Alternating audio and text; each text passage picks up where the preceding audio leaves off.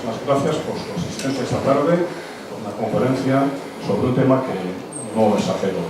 Es decir, que está todos los días en la prensa, en la televisión, son los drones.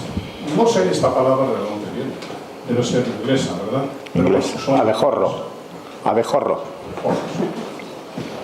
No lo sabía.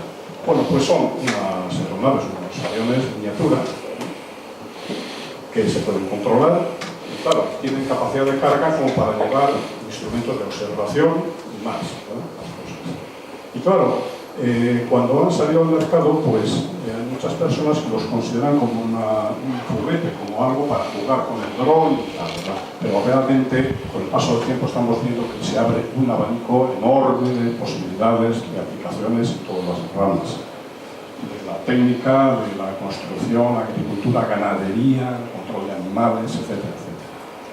Y bueno, para hablar de ese tema, que no es una novedad absoluta, pero sí que conviene que la ciudadanía distinga lo que es un juego de lo que es una aplicación profesional para muchas cosas. Hoy tenemos a Pedro Ñorbe con nosotros, que es ingeniero industrial, y él trabaja en el Colegio de Ingenieros de Madrid. Y dentro de ese colegio hay unas diferentes áreas de estudio, etcétera. Hay una que es de teledetección y drones, ¿verdad? Y él es el director de este área.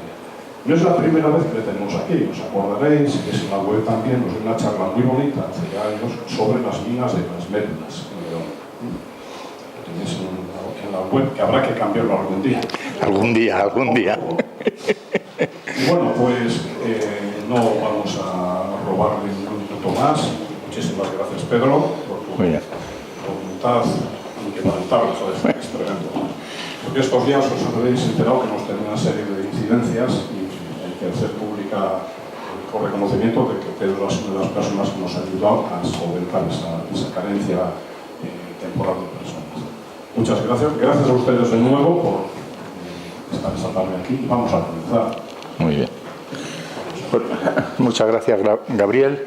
Como Gabriel dice, yo dirijo el grupo de teledetección y drones dentro del Colegio de Ingenieros Industriales. También soy miembro de la Asociación Española de Teledetección, en la cual estamos unas 250 personas, la mayoría gente de universidad y tal. En estos campos hay mucho todavía en temas de investigación. Está ya haciéndose aplicaciones prácticas en ingeniería, pero todavía queda bastante. Entonces, a mí me gusta mucho dar charlas de estas de tipo divulgativo, simplemente para crear un poco el ambiente, primero, de que hay muchas posibilidades, de que se abren cantidades grandes de posibilidades de proyectos nuevos, algunos de ellos pequeños, que son válidos para micropymes y pymes, que es una de las funciones que tenemos en los colegios profesionales, el ser un poco el puente entre la universidad y la empresa, ese puente que en este momento estaba, por desgracia, bastante deteriorado, no diré roto, pero bastante deteriorado, porque la universidad es muy investigación y las empresas es muy ganar dinero. Entonces, hay que entender las dos funciones. La empresa tiene que ganar dinero, porque si no, no es empresa, y la universidad tiene que poner la investigación a disposición del público para que se saquen conclusiones que sean válidas para la gente en general. Entonces, eso es un poco lo que intentamos hacer en los colegios. Yo, desde el punto de vista mío, desde teledetección y drones, lo que hacemos es formar consorcios para tratar de hacer proyectos de innovación, que en este momento hay dinero en la Comunidad Económica Europea para potenciar eso, y mucho también en el tema de Latinoamérica, en los temas de desarrollo rurales. Tanto los bancos de desarrollo, el Interamericano de Desarrollo, el Banco Mundial, el Centro Andino de Fomento, están potenciando mucho el tema de desarrollos rurales en Latinoamérica. Nos están pidiendo mucha ayuda porque ellos conocen perfectamente el concepto de cooperativa, pero no les funciona muy mal. Y las cooperativas españolas en este momento pues tienen bastante fama, las azucareras, las olivareras, los vinos, los naranjos. Ese concepto de cooperativa fuera de España tiene bastante auge. Entonces, en todas estas aplicaciones enseguida aparece el tema de cómo utilizar las imágenes. Lo primero que yo voy a insistir desde el primer momento es que la palabra dron se ha puesto de moda, pero es un pequeño globo tipo inmobiliario, es un pequeño bluff. El dron es un aparato que es tonto, que no sabe más que tomar fotos, sean térmicas o sean de lo que sea, pero no interpreta nada ni saca ninguna conclusión.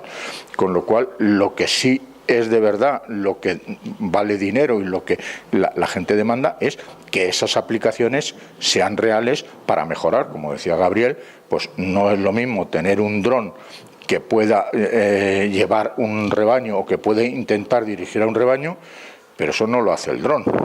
Lo hace la persona que vigila al dron y que le ha dado la orden de cómo se tiene que mover, y cuando las vacas van hacia allá tú haces esto, y cuando hagas esto, porque si no el dron lo que hace es caerse, ¿eh? Entonces, lo primero que tenemos que distinguir muy bien es lo que es teledetección y lo que son drones. Teledetección es la interpretación de imágenes. Como yo digo ahí, los principios básicos de la teledetección, pues ahora no. Hay que darle esto. Me figuro que habrá que darle a Alon. Sí, esto ya está, tienes que hacia adelante y hacia Sí, pero que... es marcar aquí, tienes que marcar aquí. No, esto no va. Bueno, pues vale, lo hago aquí. Casi mejor. Anda, pues esta ahora tampoco. Ahora sí que era esto. Adelante, no, apenas tampoco. Entonces es que vamos a quitar esto, porque entonces ya me sale. Vale. A ver. No. Hombre. Me cachis en los demonios. Es que ese era a ver page, este era para arriba y para abajo. Bueno, mientras tú lo miras, yo voy a seguir como yo, gracias a Dios, me lo sé.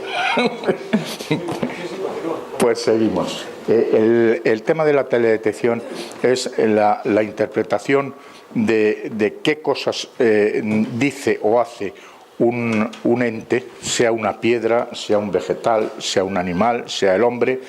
Todo el mundo responde. Vale. Perfecto. Muy bien.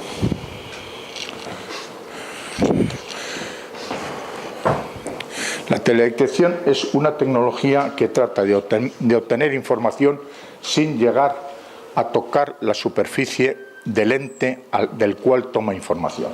¿Y cómo lo hace? Tenemos que entender que cualquier ente, sea piedra, sea agua, sea vegetal, sea animal, sea bacteria, sea lo que sea, una combinación de colores, el cosmos, cualquier cosa existente en el universo, siempre toma energía. Coge la energía que más o menos le gusta. Si está enferma, coge una energía. Si no está enferma, coge otra. Y devuelve la que a él no le interesa. Y eso es lo típico. Caso más lógico, el Sol es el que emite energía. Este es un ejemplo en el tema de agricultura, pero igual que esto está en todos los otros entes. Alguien coge energía y devuelve una parte. Eso lo capta una cámara, sea por ejemplo un tema térmico, por ejemplo, si es una cámara térmica en el infrarrojo, o si es una cámara multiespectral en el ultravioleta, no siempre en el óptico lo cogen las cámaras de fotos que nosotros conocemos, y las cámaras de fotos lo que hacen es interpretar la respuesta que da un ser vivo a una luz que le llega, y ella lo interpreta y lo saca en una fotografía. Una vez que lo tiene captado, eso se le pasa a un sistema de transmisión de datos. Esa transmisión de datos llega a unas oficinas centrales donde hay unos técnicos que las interpretan, y eso se le manda al cliente final en un lenguaje sencillo que él pueda entender. Ese proceso normalmente lleva cientos de millones de datos, lo que llamamos Big Data. Entonces, eso no es manejable. Entonces, los técnicos en Big Data lo que hacen es ir separando todo eso en pequeñas fracciones para ir para ir utilizando la que a ellos les interesa. Entonces van cogiendo esa función, que es la que transmiten a los técnicos. Por ejemplo, un tema de carreteras, pues lo lógico es que lo interpreten ingenieros de caminos que saben de carreteras. Un tema de energías eléctricas, de líneas eléctricas, pues lo normal es que lo interpretemos ingenieros industriales que somos especialistas en los temas eléctricos. En ganadería y agricultura, lo lógico es que sean ingenieros agrónomos o técnicos agrónomos o gente de la Universidad de Agrónomos la que interprete esos temas. Entonces, volvemos un poco para atrás.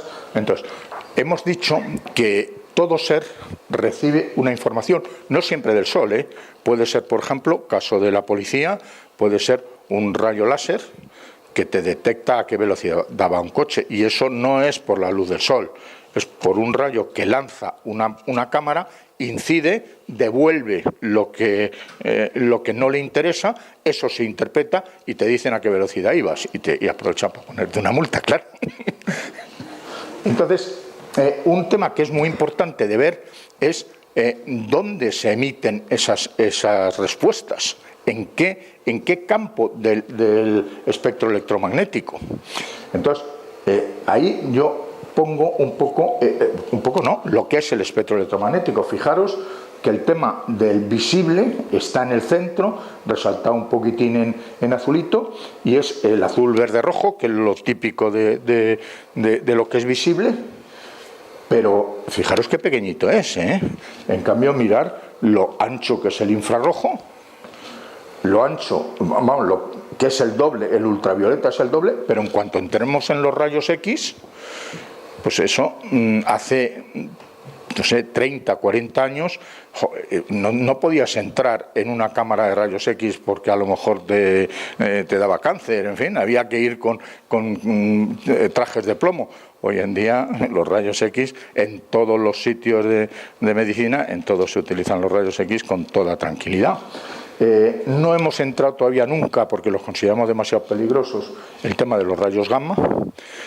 Y luego, en cambio, sí estamos entrando fuerte en la parte del infrarrojo, el térmico, y luego los microondas, el radar y las ondas de radio.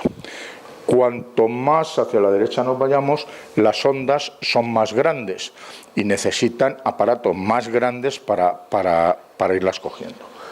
Entonces, toda esa mezcla es la que utilizamos para ir luego a las aplicaciones. Entonces, ¿cuáles son las cosas así más lógicas para ir entendiendo de qué estamos hablando? Luego ya pasaremos al tema de las aplicaciones prácticas y cómo se gana dinero con estas cosas, que yo creo que muchos, sobre todo de nuestros hijos, es lo que quieren oír. Entonces, primero, el emisor, pues vamos a suponer que es el sol, pero puede ser también una cámara de rayos láser o de rayos X. Hay varias fuentes, o los temas de los microondas, que los tenemos todos en casa, y es lo mismo, es un emisor y un receptor. Cuando empezamos ya a hablar de captaciones de imágenes, lo primero que vemos es que hay mucha cantidad de imágenes que son gratuitas, que son las que vienen de los satélites que han mandado o bien los americanos o los que está mandando ahora la Comunidad Económica Europea. Entonces hay muchos, ahí os he puesto yo algunos, os he puesto el Sputnik porque fue el primero hace ya muchos años, en 1957, y tenía el tamaño de una pelota de tenis, o sea que era un tema pequeño. Luego ya apareció el Tiros 1, que ya fue el primero que empezó a mandar imágenes para temas atmosféricos, y luego en estos momentos tenemos mandados alrededor de unos 5.000 satélites al espacio, de los cuales operativos quedan en este momento unos 900, todo lo demás es basura espacial. Se está hablando ya de posibles satélites que vayan comiéndose la basura espacial, o sea, que vayan retirando basura espacial.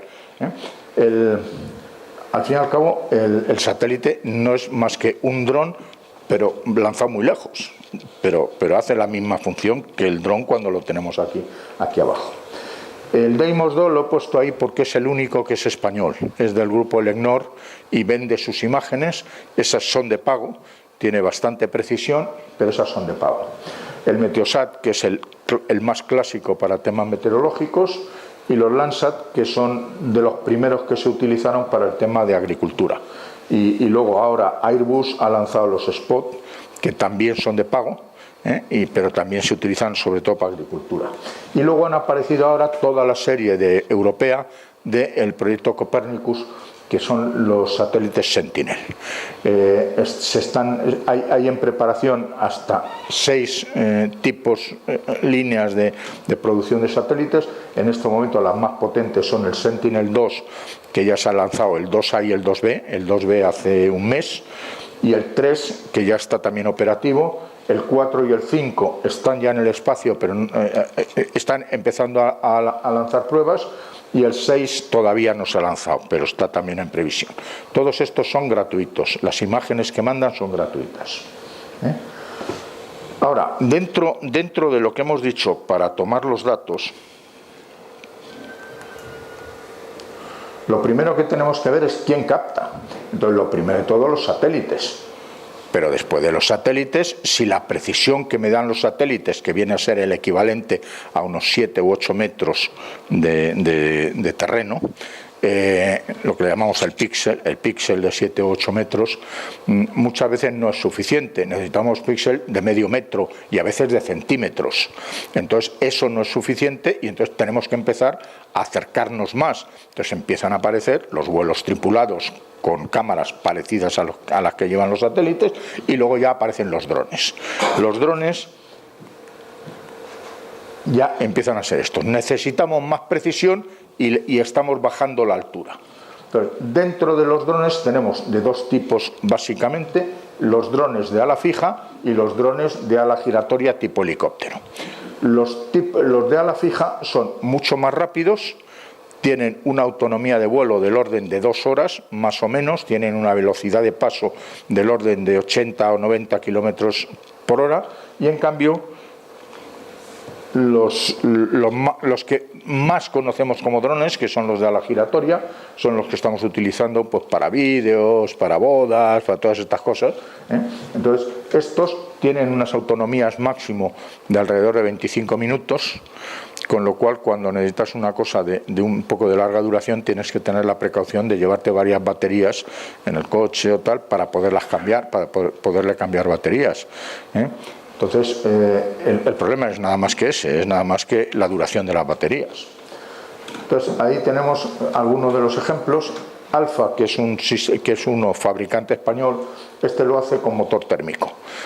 Dura bastante más que los otros giratorios, pero en cambio el motor térmico tiende a vibrar más que un motor eléctrico, con lo cual es mucho más complicado hacer la información con mucha precisión. Si no es necesario, el Alfa, el sniper de Alfa, tiene una duración de 2 horas, pero con motor de explosión. Los demás son todos de ala giratoria, y cada uno pues se va especializando en una cosa. Cuanto más motores lleva, más carga puede levantar. En estos momentos estamos hablando de que consideramos drones de trabajo del área civil hasta 25 kilos de carga, y las cargas más grandes que estamos teniendo en estos momentos para levantar son las que se dedican al tema del cine. En el cine antes, como sabéis, había unas grandes pasarelas de donde se tomaban datos y wow, aquello era espectacular. Bueno, pues todo eso ya no existe. Ahora se tiene un dron que vuela, que lleva su cámara. Ahora, esa cámara vale 60.000 euros, con lo cual el dron tienes que tener mucha seguridad de que lo sabes manejar bien, no sea que se te vaya a caer o alguna cosa y te cargues una cámara de 60.000 euros, pero vamos.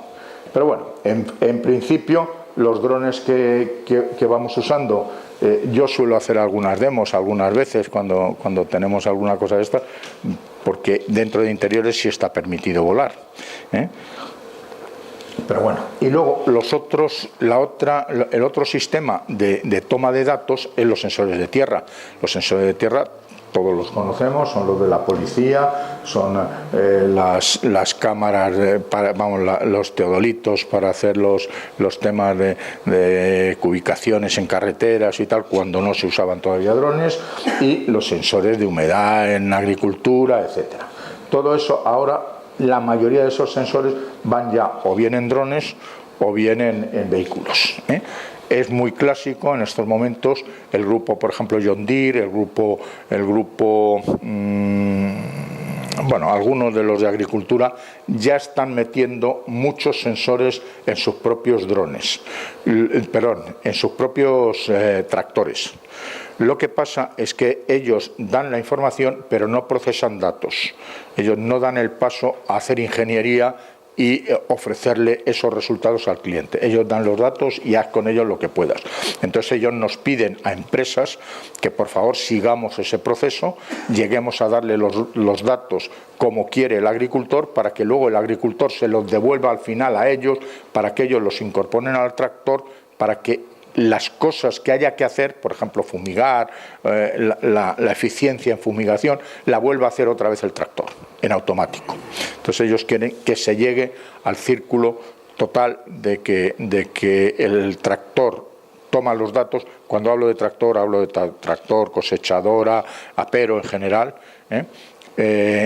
que tome los datos y luego ayude a tomar la actuación final del proceso. Ese es un tema que en estos momentos está muy en boga y lo estamos haciendo pues muchas empresas. Evidentemente, de todo esto estamos hablando de varios sistemas de control, con lo cual el software es absolutamente vital, que es el que hay que controlar el vuelo, tanto que sea de satélite como sea de dron, como que sea de sensor de tierra. Hay que controlar el aparato y luego hay que controlar la información que da para transmitirla, procesarla y entregarla al cliente. Con lo cual, todo el tema de software, en este momento, todas las universidades están todas lanzando, hablamos de miles y miles de investigadores haciendo estudios de por qué cabe todavía tantísima información. Yo voy a poner unos ejemplos muy tontos. Por ejemplo, en el cuerpo humano nosotros tenemos aproximadamente unos 100 sensores que nos pueden mandar información del cuerpo humano.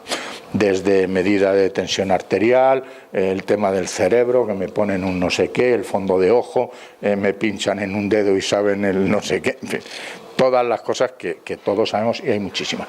En agricultura tenemos 4. Pero el vegetal nos está mandando información no solo de esos 4 índices, sino de 1000, tantos como tengamos en el cuerpo humano. Lo que pasa es que como tampoco nos interesa tanto como el cuerpo humano, pues no seguimos progresando ahí. Pero hay unos estudios, que ahora lo estaba comentando con Gabriel, por ejemplo, de unos compañeros del CSIC con unos grupos alemanes y austríacos, viendo cómo se queja una planta cuando le cortas una hoja, y cómo le transmite esa información a los compañeros que están cerca, y cómo esas plantas que estaban cerca de una que ha sufrido una agresión, sus raíces empiezan a cambiar direcciones y longitudes y tal, para intentar defenderse de algo que probablemente les va a venir. Entonces, las plantas sí que están mandando emisión de información, y entre ellas lo saben. Ese es un futuro que nosotros tenemos que estudiar. Hace poco nos dieron una charla muy bonita sobre el tema de cómo se está variando el ADN para cambiar los genomas. Eso en agricultura ya desde hace muchos años, todos los transgénicos de maíz y de no sé qué, el 80% de lo que comemos en este momento no es original. Se ha ido modificando a través de mutaciones transgénicas. Entonces, hay mucho que ya está, parece que es seguro, parece que no está habiendo problemas, pero por ahí van los caminos. Entonces, estos son ejemplos de cómo se puede controlar un dron en la distancia. Desde el aparatito con el joystick del tío que lo lleva ahí para hacer no sé qué, o el tío que va a campo para hacer sus medidas, hasta lo que se está mirando desde oficinas centrales, concretamente, por ejemplo, a lo mejor en la NASA, porque están mandando un dron para tirar un pepino en Irak. O sea, que el control en distancia, algunas de estas cosas a mí me corre un poquito escalofríos por la espalda, ¿eh? Cuando hablamos de las posibilidades que se están abriendo, yo veo que la máxima cantidad de dinero está yendo hacia el tema de armamento, hacia defensa, más que hacia los temas de incrementar agricultura para todo el mundo, ¿eh? Pero bueno, la humanidad es así, quiero decir, no la vamos a cambiar. Dentro de eso hemos dicho que los equipos, sean de satélite, sean de lo que sean, llevan cámaras para interpretar cosas. Entonces esas cámaras son muy variables. ¿Por qué? Porque el elemento que responde, que puede ser, por ejemplo, ozono o puede ser metano. El metano, por ejemplo, lo podemos estudiar para ver si hay fugas en un gasoducto. El metano tiene su respuesta, distinta de la de un vegetal y distinta de la de un humano y distinta de todo, pero también tiene su respuesta. Lo que pasa es que está en un lado del espectro electromagnético que todavía no lo enganchamos muy bien. Entonces, todas las cámaras lo que van tratando es ir barriendo el espectro electromagnético a ver si encuentro la longitud de onda en la que me está respondiendo eso que yo quiero mirar. Si es el óptico, pues está muy claro. Tenemos infinito número de cámaras fotográficas en los móviles y en los no móviles, pues que nos sacan todas las fotografías que queremos. Sí, pero yo luego, si quiero en la zona térmica, pues yo quiero unas medidas, por ejemplo, de eficiencia energética. Pues yo necesito tomar fotos de un edificio, pero en térmico, para ver en qué puntos hay exceso de calor. En una línea eléctrica, por ejemplo, yo estoy midiendo, por ejemplo, longitud de línea eléctrica, su distancia al suelo para ver que no se descuelga o algo de eso. Pero luego, en los puntos de apoyo, lo que son los aisladores, empiezan a fallar porque empieza a chisporrotear. Eso crea calor. Entonces, el primer indicio que algo está fallando es cuando pasamos con la cámara térmica cerca de los postes y nos empieza a dar señales de alta temperatura. No significa que con eso haya que ir corriendo a cambiar el aislador, no, empieza a fallar. Entonces hay que estar vigilando, y si normalmente es una vigilancia cada mes y medio, pues hay que hacer una vigilancia cada 15 días. Y entonces sí, cuando sube ya de un determinado pico de temperatura, entonces sí que hay que cambiarlo, ¿eh? Y eso, por ejemplo, pues es una utilización de cámara térmica muy clara. Otro caso muy claro de cámara térmica, por ejemplo, los que hacen las inspecciones sobre el tema de vertidos clandestinos de agua a ríos. El vertido de cualquier fábrica o de cualquier ciudad o cualquier cosa, si va a río, normalmente no tiene la misma temperatura que el río. Entonces, el dron o el vehículo que haya llevado la cámara está detectando la diferencia de temperaturas entre una cosa y otra. Entonces sí que puede haber un programa informático, o ya te acercas a tomar unos datos más precisos sabiendo que ahí pasa algo raro, ¿eh? Entonces eso normalmente las cámaras térmicas lo dan. Pero luego estamos empezando ya con las otras líneas de los infrarrojos o otros campos ultravioletas. Entonces eso lo estamos detectando con cámaras multiespectrales, pero no sabemos muy bien dónde está. Entonces tenemos cámaras que barren en longitudes pequeñas, a lo mejor en 6 u 8 canales, y nos dan respuestas, pero a veces tenemos la sospecha de que no, de que están viniendo en otros sitios muy variados. Entonces tenemos la hiperespectral, que es muy complicado de hacerla funcionar, vale muchísimo dinero y además complicado, que es así, que hace unos barridos en longitudes de onda muy grandes, pero no se fija específicamente en casi ninguna, y entonces encontrar la que sí que te hace falta dentro de una maraña de posibilidades, pues es muy complicado. Y ahí es donde están trabajando mucho las universidades de agrónomos para ver respuestas de la agricultura, para ver el estrés hídrico. Ahora está muy de moda que los olivos miren el estrés foliar para ver si está demandando pulverización, hacer la detección temprana de plagas, que es importante. Hay muchas veces, pero muchísimas, yo diría que la mayoría de veces le estamos dando demasiado riego a las plantas, a las plantaciones, porque cuando nos queremos dar cuenta de la situación de estrés hídrico, no estamos contando con la humedad que hay a nivel raíz, porque no somos capaces de detectarla. Ahora sí, con las nuevas cámaras sí que empezamos a verlo, pero esa cantidad de humedad que hay ahí abajo no contamos con ella. Entonces, los 2 últimos riegos, por ejemplo, en vides, casi siempre los damos de más. No haría falta haberlos dado. Al revés, le has producido un estrés a la planta por exceso de humedad. Evidentemente, cuando hay una sequía brutal, lo que le falta es agua. Eso también no siempre le falta agua. También hay muchas veces que le puede sobrar. ¿Qué hacemos? Pues con todos estos datos que tenemos, muchos de los agricultores y mucha de la gente, pues de las empresas de maquinaria agraria, quieren tener los datos en los propios tractores o en el suelo. Y eso necesita acumularse en un sitio para emitirse. Bueno, estos son los sistemas de acumulación masiva de datos de campo para hacer la transmisión. Lo llamamos data logger, este es el de Vince, pero hay muchos, hay varios que lo hacen. Y esto es, sigo un poquito, como veis, casi siempre en el tema de la agricultura.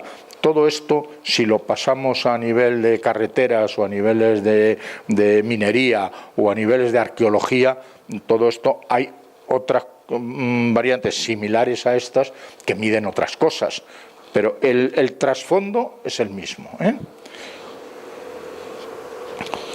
Normalmente, cuando hablamos de esto, también quiero deciros que voy a ir bastante rápido. Primero, porque todo esto se va a quedar grabado. Gabriel, tenéis mi correo electrónico y mi teléfono. Cualquiera que necesite información adicional, estoy a su disposición, ¿eh? Pero es que cada una de las aplicaciones o cada uno de los temas de legislación o cada una de estas cosas da no para una charla, sino para un congreso entero. Entonces, evidentemente, yo voy a dar pinceladas nada más, porque es lo único que se puede hacer a este nivel. Ahora, el que luego quiera profundizar un poco más, primero, en Internet tiene millones de páginas, ¿eh? Pero vamos, yo también pues normalmente estoy bastante metido en cosas de estas. Entonces, ¿cuáles son las aplicaciones más normales? Yo siempre tengo, digamos, el rasgo mío de ingeniero industrial, ¿no? Tiendo hacia las aplicaciones de ingeniería civil, lógicamente, ¿no? Entonces, la primera, que yo no la considero dentro del campo nuestro, que es el sector audiovisual, que es el de la propaganda. Es, pues eso, bodas, hacer un vídeo de una finca para el tema cinegético o para el tema de ponerla en venta en Rusia, vamos. Tema, lo que llamamos audiovisual, fotografía, vídeo, cine. Es la más demandada. Generalmente la cámara que utiliza es solo la óptica, muy raro que necesite la térmica. Para algunas cosas, sobre todo en temas de cinegéticos, si va a mezclar la cacería con el tema de propaganda, entonces sí, a lo mejor utiliza cámara térmica, pero no es lo normal. Luego, dentro de lo que es la ingeniería civil, que luego las desarrollamos un poquito más abajo, hay varias, sobre todo para mí la que más extendida está en la agricultura de precisión. Ahí estamos muchísima gente. La agricultura a nivel mundial mueve en países enteros, quiero decir que es uno de los pilares de la producción mundial, ¿no? Entonces sí que es uno de los temas más importantes que tenemos. Y dentro de estos sectores se considera, en Latinoamérica hay mucha demanda, como es lógico, y ahí sí trabajan bastante cámaras ópticas, térmicas y multiespectrales, tanto a niveles de satélites como a niveles de drones, o de tierra, o de tractores. Yo en general, cuando tenemos que hacer un estudio, yo siempre procuro empezar por el tema de satélites, porque además el satélite, como tiene almacenado toda la información, tú puedes hacer un histórico de los últimos 10 años y entonces das una información muy completa de qué ha pasado los años de sequía, qué ha pasado los años de frío, qué ha pasado en diversas épocas, y el agricultor normalmente eso lo agradece. Luego, en general, ya tomas de decisiones importantes no suele ser suficiente el píxel, la precisión del satélite. Entonces sí tenemos que complementarla. La mayoría de gente la está complementando con vuelos tripulados, porque son los más rápidos y normalmente suele ser suficiente. Y si ya necesitamos una aplicación más concreta, por ejemplo, detección temprana de plagas, eso ya hay que ir con drones. Ya no llegamos con... El dron tiene la desventaja de que cada vez que vayas a hacer una toma tienes que desplazar gente que además tiene que ser piloto, y es caro, claro, porque la mano de obra es cara. Bueno, pues todo eso lo tenemos. Luego, más aplicaciones lógicas, aplicaciones forestales. Los incendios forestales, la vigilancia, el inventario, en fin, una vez que ha habido un incendio, cómo ha quedado el terreno, en fin, todos estos temas. Sectores medioambientales, pues desde vertidos clandestinos de obras civiles, vamos, de vertederos de escombros, a vertederos de basuras ilegales, al tema de vertidos de aguas ilegales, no sé, infinidad. Por ejemplo, las confederaciones hidrográficas suelen sacar concursos para analizar cómo está la vegetación de las laderas de los ríos, para ver si hay que, en algún momento, pues hay que hacer algún tratamiento en ellos porque empieza a haber demasiada proliferación, etcétera. Luego, por ejemplo, en pantanos, el estudio de la eutrofización del pantano, pues es muy clásico también hacerlo con drones. Tenemos también, no sé si luego lo pondré, me figuro que sí, tenemos también drones submarinos, con los cuales en muchos sitios estamos también haciendo las inspecciones de infraestructuras subacuáticas a través de drones bajo agua. Me figuro que habré puesto algo. Patrimonio de arqueología, pues es lógico. Evidentemente, en los sitios que se pueda haber una mínima sospecha de que pueda haber algo, el mandar un dron para que te haga miles de fotografías, pero además con cámara térmica y además con una profundidad de 30 centímetros por debajo de subsuelo, pues es una ayuda al arqueólogo generalmente pues muy importante. No digamos ya cuando hablamos del tema de lo que llamamos infraestructuras lineales, carreteras, piping, ferrocarriles. Todo eso, pues claro, las inspecciones con helicóptero tripulado, primero es peligroso y segundo es carísimo. Eso, pues con un dron en general suele sacar información suficiente y de sobra. ¿Que no necesita mucha precisión? Pues el de ala fija te vale y a lo mejor pues en un día te puedes hacer 700 kilómetros o 500 kilómetros. Ahora, no... Por ejemplo, los postes eléctricos no, porque tienes que ir de uno en uno. Entonces ahí a lo mejor pues puedes hacer en un día pues 60 postes, pero no 100 kilómetros. Luego tienes el problema de que generalmente lo que te piden es ayuda para aquello que está en el pico aneto. Y dices, oye, joder, pero si ahí no se puede ni subir con coche, ¿cómo voy a llevar el...? No, es que el dron va solo. No, perdóname. El dron tiene que llevar un operario a distancia visual porque lo pide la ley. Y luego, aparte de eso, yo no puedo perder el dron cada vez que lo ponga a volar, macho. Entonces, hay cosas que dices, oye, macho, sí, pero cuidado, con limitaciones. Sí, en esos casos lo sustituimos por el vuelo tripulado, por una avioneta. Protección civil, bueno, eso, como sabéis, hay una Dirección General de Protección Civil en el Ministerio de Fomento, que es la que se encarga de las grandes catástrofes, de los grandes incendios. No sé cómo vamos de tiempo, parece que vamos bien, ¿no? Cuarto a las 8. Sí. Entonces, Protección Civil sí que está continuamente lanzando nuevas investigaciones y nuevos temas a ver cómo controlar más el tema de incendios forestales. Es un sistema muy complicado de optimizar, vamos, de conseguirlo. Al final, el incendio en estos momentos lo detectan los que están en las torres de tal, porque tú no puedes estar mandando drones o información a que tome medidas en toda España, en todos los sitios, por si acaso pasa no sé qué. No habría dinero en este mundo. Entonces, cuando empieza un incendio, que generalmente son todos provocados, lo primero que se aparece es humo. Y eso, el primero que lo ve es el de la torre. Entonces, ¿cómo intentar llegar rápido a ese incendio?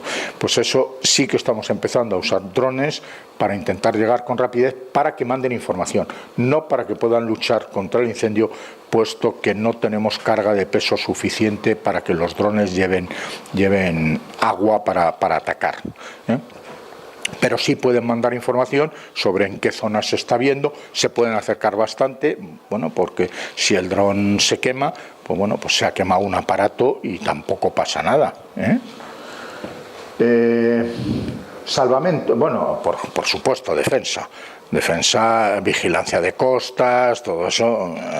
Y luego, cada día más, lo que pasa es que yo ahí no soy muy especialista, es el tema del control de pesca. Las ayudas para los temas de pesca, ¿eh? Y eso lo lleva el Ministerio el MAPAMA, el Ministerio de Medio Ambiente, Agricultura y Pesca, ¿eh? Y tiene un departamento completo solamente para el control. En el MAPAMA, por ejemplo, que es uno de los temas que yo trato muchísimo con ellos, tienen infinidad de temas de visores, de temas de satélites, de información de satélites. Tienen el sistema de información geográfico de datos agrarios, el de la PAC, el de la pesca, el del IGN. O sea, tienen de todo. Pero luego entre ellos no los cruzan.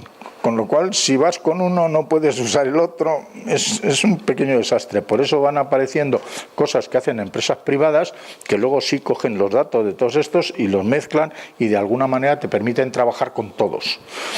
Yo creo que ese todavía es un campo que el Ministerio y las comunidades autónomas tienen todavía que hacer un esfuerzo por unificar todos los sistemas de información que tienen ellos. Si me oyen igual, a lo mejor alguno se me pica.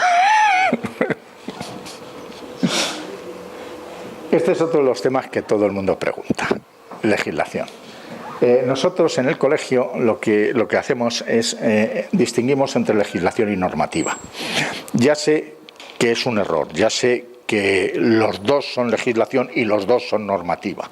Pero bueno, para entendernos entre nosotros coloquialmente, nosotros llamamos legislación a lo que son las leyes de uso para cómo puedes usar el dron, por ejemplo. Y normativa es las normas de fabricación que tiene que cumplir un dron para poderse vender, ¿eh? Entonces, aquí doy una pincelada nada más, porque no da tiempo a más, porque esto sí que es un tema muy largo, que aquí en legislación poca y mala. Tenemos una ley, bueno, un Real Decreto, el 8 de 2014, que luego se convierte a rango de ley en la 18 del 2014 y que en este momento tiene un borrador en el Consejo de Ministros para hacer unas modificaciones sobre esa ley. Ya digo que es mala, pero es una ley, o sea, algo tenemos. En esa ley empiezan diciendo que hasta 150 kilos, mire usted, por encima de 25 kilos, nosotros nunca vamos a usar drones por encima de 25 kilos. Todo lo que pase de 25 kilos, ya está toda la legislación de aeronaves de protección civil, vamos, de las líneas de los aviones, que ya está súper controlada. Entonces, oiga, nosotros el problema lo tenemos de 25 kilos para abajo. Luego, la ley especifica 2 o 3 cosas que hay que tener en la cabeza y es la que yo lucho en los ayuntamientos para ver si empezamos a promocionar que el dron no es solo un juguete. Y es que está prohibido volar, por ley, está prohibido volar por dentro de núcleo urbano. Y núcleo urbano es todo lo que esté dentro del Plan General de Ordenación Urbana. Por lo tanto, no se pueden filmar bodas. Aunque sean las afueras, como otra de las normas que dice la ley es que no se puede volar por encima de multitudes, pues volvemos otra vez a lo mismo. No se puede filmar playas, no se puede filmar los toros, no se puede filmar no sé, lo de Valencia, las fallas de Valencia, todo eso está prohibido por ley. Ni el partido del Madrid, con drones, con cámaras fijas, sí. Entonces, todo eso realmente da la sensación que la ley no discrimina situaciones de emergencia o posibilidades, no da ninguna opción a que nadie se pueda salir de eso. Eso la nueva ley intenta, y eso yo tengo una charla que suelo dar específica nada más que de esto, en la cual me meto mucho más en la legislación de lo que está pidiendo Europa, porque todo esto hay que tener en cuenta que el mismo problema lo tenemos en toda Europa, porque los drones son tan modernos que no ha dado tiempo todavía a que salga la legislación. Cuando hablamos de normativa de fabricación, ahí es todavía peor. Ahí ni tenemos ni buena ni mala, no hay. Entonces, en Europa, los comités europeos de normalización son muy sensibles en que las empresas tienen que ser conscientes ellas mismas, y todas las empresas que hacen maquinaria tienen que decirse a qué normativa se acogen. Entonces, ellos son responsables de decir, y entonces lo que sí se hacen en los inspectores de industria es ver si están bien acogidos, si cumplen el tipo, la homologación de tipo, o no la cumplen. Pero en el tema de los drones no está esa normativa ISO, con lo cual no hay normativa para aplicar. El fabricante, muy cuco, y lógicamente yo creo que es lo que tienen que hacer, aunque a mí no me guste, pero que es lo que tienen que hacer. O sea, si me declaro máquina, tengo que cumplir toda la normativa de máquina. Toda la normativa eléctrica, toda la normativa electrónica, toda la normativa de riesgos laborales porque lo tiene que manejar una persona, todos los de residuos tóxicos y peligrosos porque lleva baterías que son tóxicas. Tengo que cumplir un montón. Bueno, pues no me declaro. Y juguete, es que también hay unas normativas de juguetes. Pues tampoco me declaro juguete. Bueno, y si no eres juguete y no eres máquina, ¿qué eres? Y ya, pues soy cosa. Bueno, no hay ninguna normativa. La poquita que hacen las empresas más serias de homologarse o intentar homologarse y ponerse allí un numerito de serie y todo eso, es porque ellos quieren, no porque lo pida ninguna ley ni ninguna norma ISO.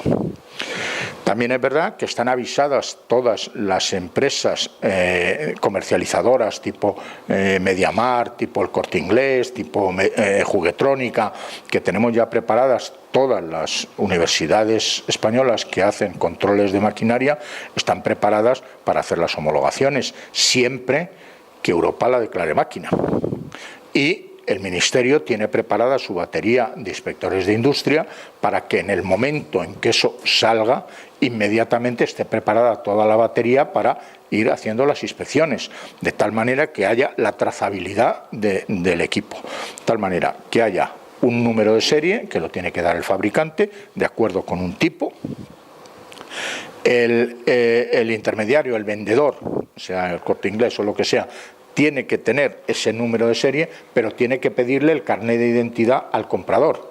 Entonces relaciona el número de serie con el usuario, con lo cual la trazabilidad del equipo es completa. Tienes fabricante, comercializador y usuario. Si hay un accidente, alguien tiene que responder de ese accidente. En general, otro de los temas de la normativa, de la legislación, es que distingue muy bien entre lo que es piloto y lo que es operador. Piloto es el señor que sabe conducir el aparato y puede ser pues asalariado de una empresa. Y operador es la empresa que gana dinero usando eso. Y esa tiene que tener un seguro de responsabilidad civil, tiene que tener pilotos homologados con el curso de pilotos, pero ella tiene que homologarse también como operadora. Y en este momento solo se le piden 500.000 euros de seguro, pero bueno, ya por lo menos se piden 500.000. Cualquier ingeniero, cualquier arquitecto, tenemos normalmente un seguro de responsabilidad civil de 2 millones de euros, con lo cual, quiero decir que todavía está muy bajo todo el tema de los seguros de responsabilidad en el tema de drones, ¿eh? Como veis, ahora nos vamos acercando cada vez más a drones. Todo lo que digamos de esto en tema de imágenes, todo vale para los satélites. Lo que pasa es que aquí en legislación y normativa hablaremos de drones, porque la de los satélites ya tienen la suya, vamos. Y ahora ya me meto en cosas de curiosidades. Con lo cual, en el momento en que veáis, como esto ya son temas lúdicos, en el momento en que veáis que nos acercamos hacia el final, me decís, oye Pedro, que vale. Vamos a ver, el dron más grande y el más pequeño. Pues esto en plan ya de pasarlo bien, ¿no? El más grande, yo meto ahí el X-47. El X-47 ahí está despegando de un portaaviones americano. Como veis, más o menos tiene el mismo tamaño que un caza. Lleva 2 misiles y es capaz de llevarlos 1.500 kilómetros y tirarlo donde le manden. Pesa 12,7 toneladas, o sea que es un bicho. Y el más pequeñito, que está ahí a la derecha, es el que llamamos el Mosquito. Ese está en pruebas en Estados Unidos y ahí está posado en un dedo pulgar. Esa minucia tiene 2 cámaras, que son los 2 ojos, tiene 4 motores, que son las alas, con variantes de las alas, y 2 baterías. Lo que pasa es que las baterías son tan mínimas y estamos tan en pañales todavía en el tema de baterías que no llegan a tener una duración de 1 minuto. Gracias a Dios, porque ese bicho pica. Y los Estados Unidos lo que piensan es a ver quién para 1 millón de bichos de esos en un tema de una guerrita. La verdad es que cuando empiezas a hablar de lo que están probando por ahí la gente y piensas que hay terroristas que tienen perfectamente acceso a toda esta información, la verdad es que empiezas a pensar si no estamos un poco locos. Pero bueno, esta es la última adquisición del gobierno español, la cual, dentro del mundillo de los fabricantes españoles de drones, no veáis lo que se dice. Es 4 unidades del Reaper, de la General Atomics americana, por importe de 428 millones de euros para vigilar fronteras. No sé qué coño de fronteras estamos vigilando, porque no estamos en guerra con nadie. Será para el tema de las pateras, ¿no? Y entonces pues siempre hay algún español que dice, oye, mira, me podías haber comprado 65 de los míos, te hubiera costado la 10ª parte y encima hubiera dado trabajo a mi gente. Pero bueno, el caso es que España tiene 4 Reaper de la General Atomics. Me figuro que hablando con alguien de las que tal, dirá lo imprescindible que ha sido, eso por supuesto, claro. Cuando hablamos de la inversión, hablamos también de los centros de control. Lo que es las aeronaves no llegan ni a la mitad. El otro 50% es todo el tema de logística, Si alguno es de Lugo, aquí hay un tema muy curioso que yo lo pongo también como cosa lúdica. Hace poco, hace como 1 año y medio, 2, Lugo ganó un concurso europeo para convertirse en uno de los aeródromos de drones. Y utilizaba el aeródromo de Lugo, que ya tenía bastante fama en reparación de aeronaves, de avionetas y cosas de esas, que es Aerolugo. Y entonces yo lo pongo aquí como una curiosidad, que es de dónde ha nacido ese aeródromo. Ese aeródromo en su día fue uno de los aeropuertos más importantes de España, porque estaba en una zona muy buena para salida hacia el Atlántico Norte, y entonces los alemanes lo vieron y entonces vinieron a hacer un aeropuerto ahí en ese aeródromo antiguo de Lugo. Cuando acaba la guerra española y empieza la guerra mundial, los alemanes quieren hacer un sistema de control que le llaman el sistema Consol, el sistema de control de todos los submarinos propios y ajenos que están en el Atlántico Norte. Y entonces ponen una serie de grandes antenas en determinados sitios para controlar el tráfico de submarinos. En España le piden a Franco que les deje poner dos, uno en Lugo, en este aeródromo, y otro en Sevilla.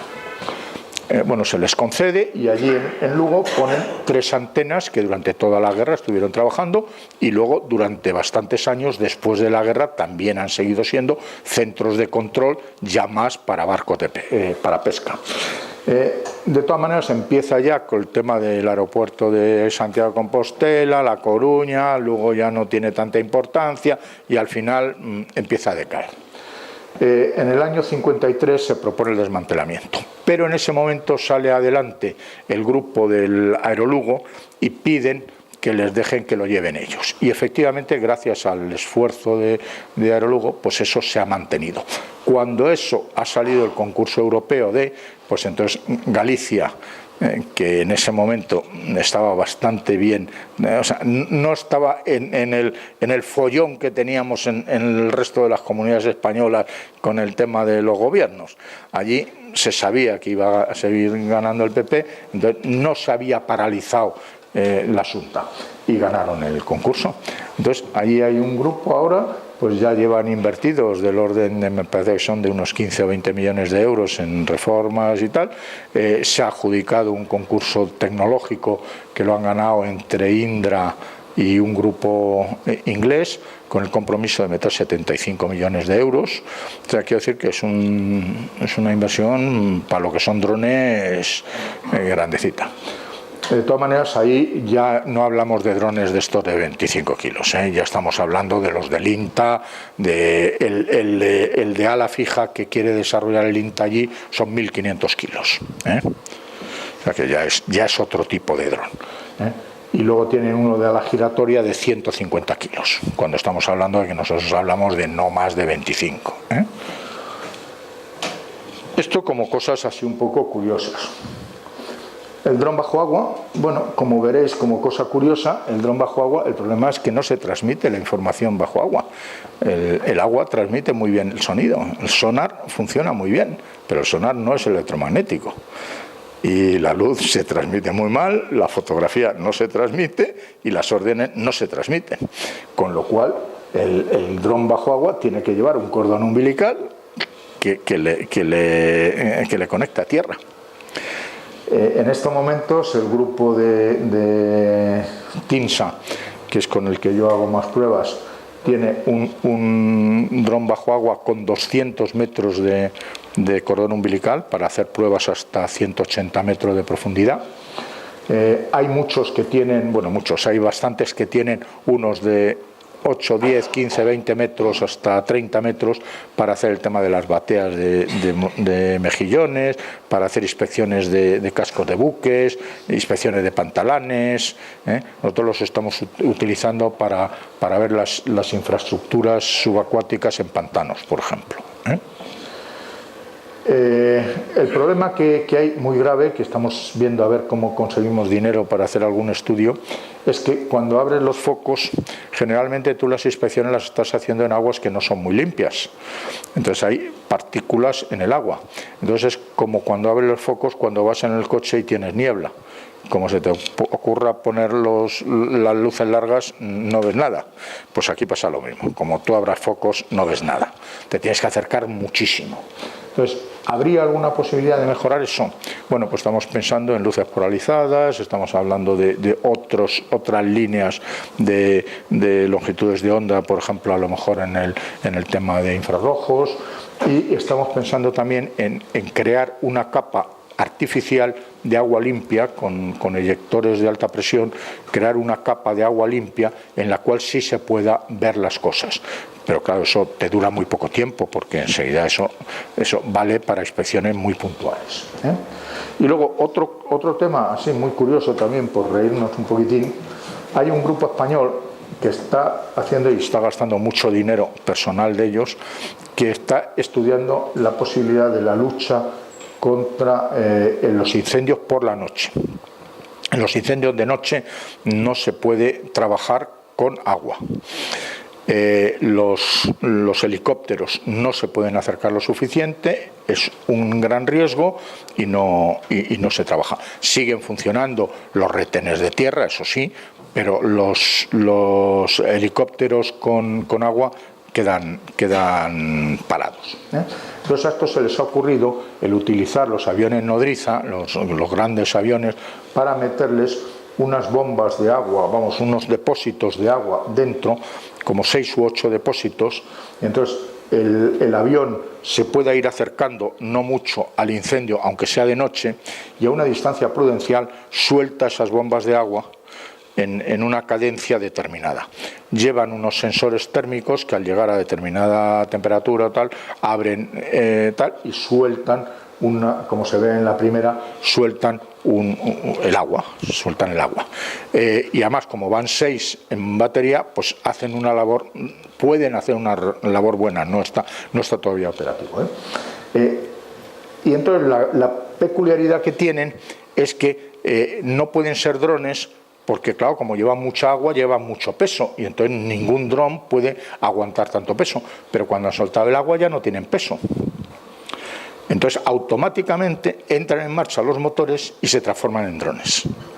Y como tienen la orden de retorno a base, entonces esos mismos aparatos retornan a base, vuelven a cargar agua y vuelven a salir.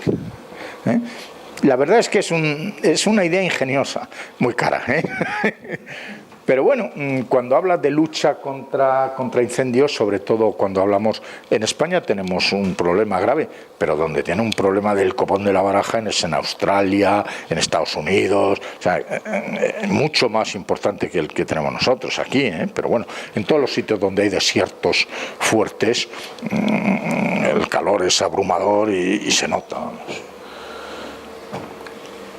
Y luego, por aquello de que si alguien quiere profundizar un poquitín más, nosotros hemos hecho 2 jornadas en el colegio sobre el tema de teledetección y proyecto de innovación, y hace muy poquito uno sobre la innovación en el ciclo del agua. Entonces, varias de estas cosas que yo he ido contando aquí se han desarrollado un poco más en esas. Yo doy ahí el link de conexión y me pongo a disposición de todo el que quiera para lo que queráis de explicaciones. Y si alguno tiene preguntas, que no sean complicadas, por favor.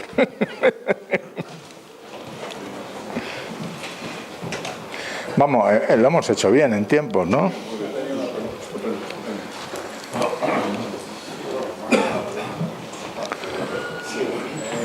Yo tenía más que una pregunta, es un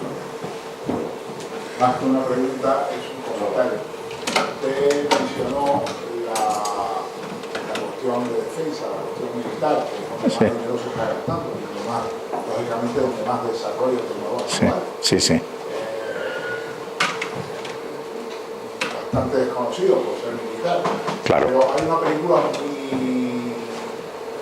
que trata el tema de una manera muy que se llama Espías desde el cielo.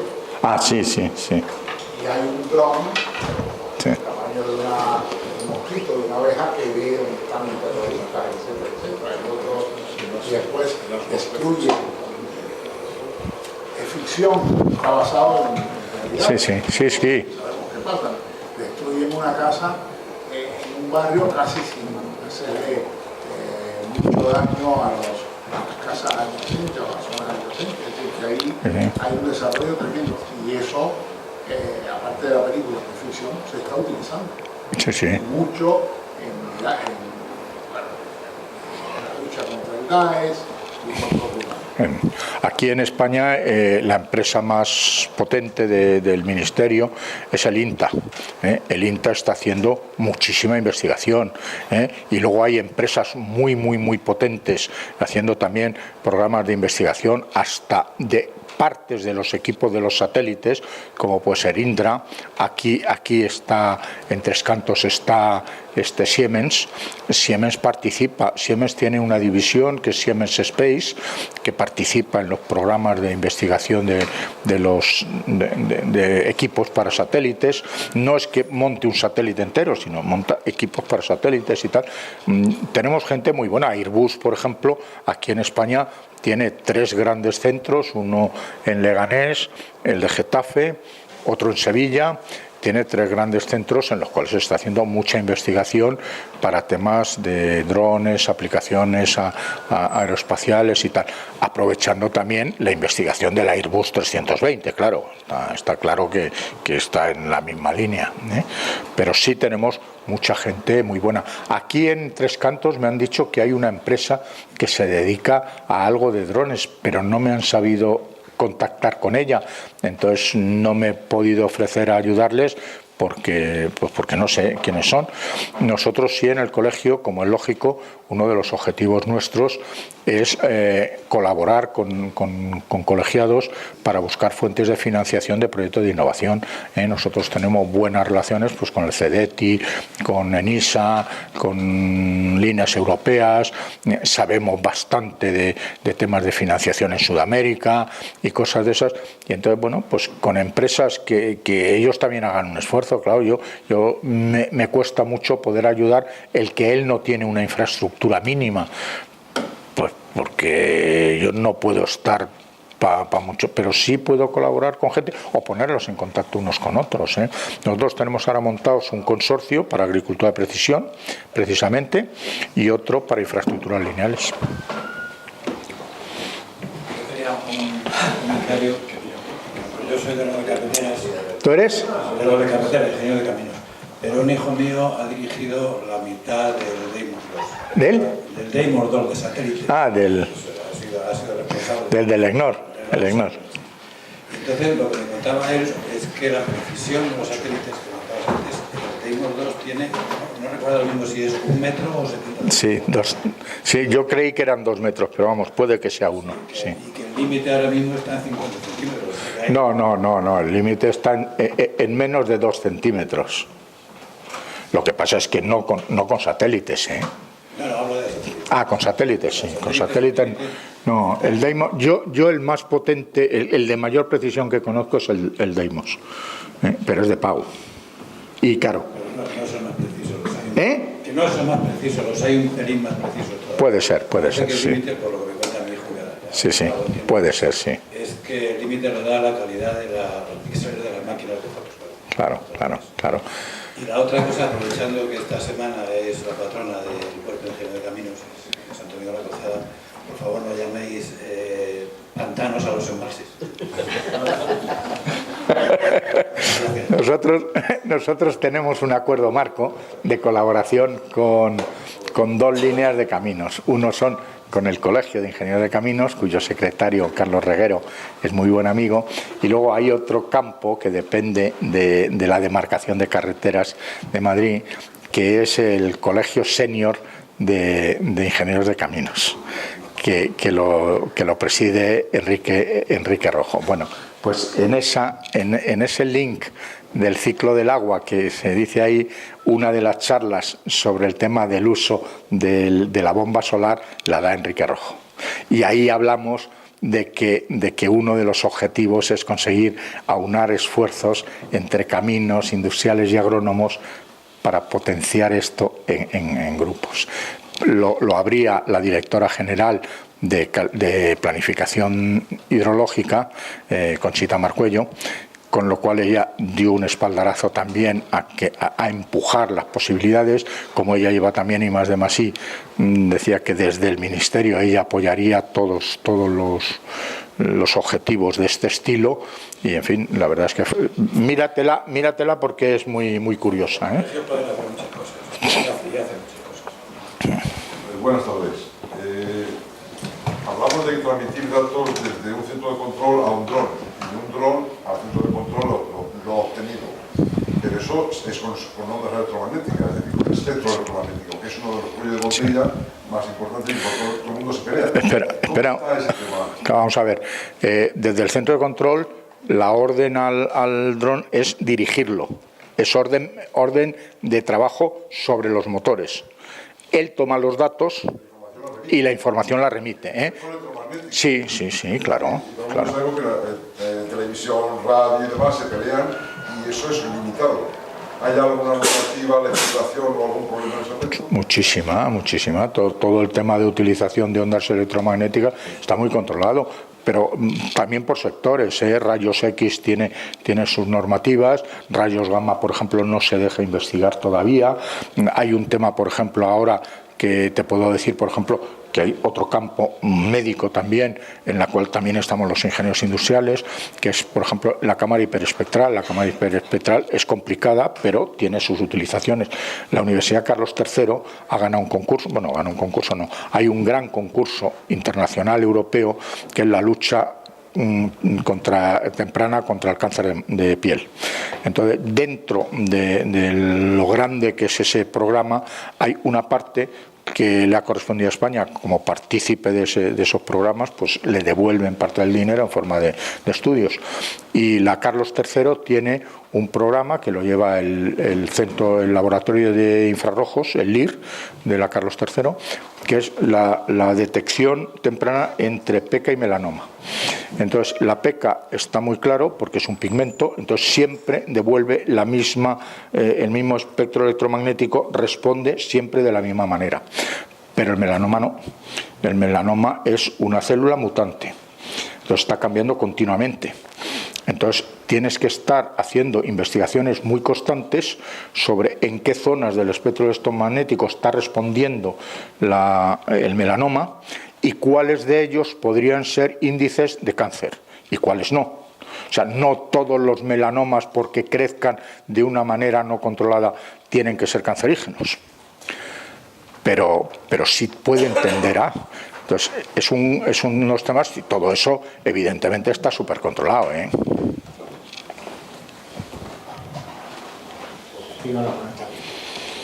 Una pregunta sobre, relacionada también un poco con esto, con el respeto. Parece que por legislación no se puede hacer, pero técnicamente podríamos hacer las dos, por ejemplo, el control de vuelo por un lado y la recogida de datos a través de la red de telefonía móvil. Nosotros lo estamos haciendo, vamos a ver, una cosa es que la ley te pida una cosa y otra cosa es que tú no puedas investigar por una línea paralela. Lo que pasa es que luego esa línea paralela se la tienes que poner de acuerdo con la legislación. Entonces nosotros con los de Caminos llevamos ahora un programa que queremos hacer, que es el control en remoto de drones. Los drones al final se tienen que controlar desde oficinas centrales. Yo no puedo pensar que yo pueda controlar una obra en Sudamérica, en Latinoamérica, con unos drones allí y que tenga que mandar a 3 técnicos de Caminos y uno de no sé qué y uno de no sé cuánto allí para que vean. No, mire usted, yo los expertos los tengo en oficinas centrales y allí tengo unos drones con un jefe de obra, con un técnico, de acuerdo, pero que me están enviando la información y me la están enviando a las oficinas centrales. Y yo controlo desde oficinas centrales. Es más, el mando del dron lo quiero hacer también desde oficinas centrales. De tal manera que el señor que está allí se fume un pitillo, pero no toque ni un botón. Porque yo quiero mandarlo desde aquí. Y desde aquí sí que interpreto en tiempo real, estoy recibiendo la información en tiempo real. Y luego otro de los campos que estamos investigando también con los de Caminos es el tema de toda la información de vídeo, volcarla sobre mapa 3 dimensiones georreferenciado. De tal manera que podamos tener todo el vídeo georreferenciado sobre cualquiera de las infraestructuras lineales estas. Nos está costando mucho, no lo estamos consiguiendo todavía, que sería un poco el volcar mapa 3 dimensiones sobre un vídeo o el vídeo sobre un mapa 3 dimensiones. Todo eso estamos en evolución, evidentemente va contra la norma, pero yo voy a mandar el piloto, quiero decir, yo voy a cumplir la norma y voy a tener una persona a distancia visual. Lo que pasa es que lo que quiero es que no toque nada.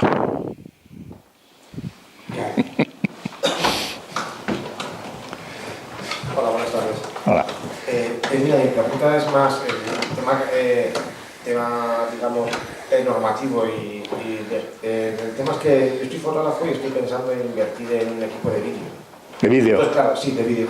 Entonces, claro, la opción del drone pues, es muy atractiva. Pero, claro, me he tomado con las normativas como es lógico, pues claro, poder en núcleos urbanos, en distintos sitios, a 15 kilómetros en línea de un aeropuerto, como es lógico. El tema, claro, yo le planteo decir, vale, yo igual entiendo que claro, según parece puede volar hasta 120 metros de altura, por ley y demás. Entonces, claro, lo que decías, por ejemplo, de hacer una boda, claro, ¿qué? grabar una boda, hacer una boda, claro, no es lo mismo a volar ese dron a 50 metros que a 5 o a 3. Claro, el riesgo es mucho menor y se podría... Tienes muy pocas soluciones, ¿eh? Habla conmigo, si quieres, llámame y nos vemos en el colegio. El mismo problema que tienes tú lo tiene el 85% de la gente. Estamos buscando soluciones, ¿eh? Por un lado, el nuevo borrador de ley, pero luego yo a la gente les suelo recomendar, si vas a hacer algo, piénsate en qué líneas puedes sí trabajar. Por ejemplo, yo hay un compañero nuestro que ha comprado exactamente el mismo caso que tú, en el cual yo le he puesto en contacto con una de las empresas amigos míos de cacerías. Y que lo que le han contratado es eso mismo que tú ibas a hacer, pero en una cacería. En ese momento no tienes problema porque estás en campo, no hay multitud, lo puedes hacer con toda tranquilidad. Lo mismo que te digo eso, te digo, pues si tienes alguna relación con gente de fincas de los alrededores de Madrid, el poner fincas agrícolas en oferta internacional, pues hace falta poner una información de tipo publicitario buena. Eso lo tienen que hacer especialistas en publicidad, en vídeos, con software bueno en ese campo para poder hacer una cosa atractiva. Si no, bueno, con eso te digo también, por supuesto, enoturismo, ecoturismo, o sea, todas esas cosas, todas se basan en la parte que hemos dicho de audiovisual, ¿eh?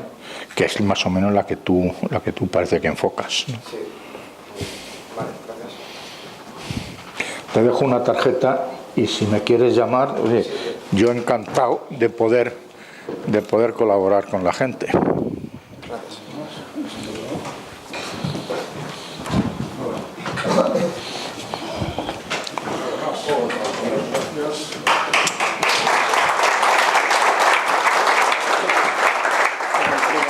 ¡Anda!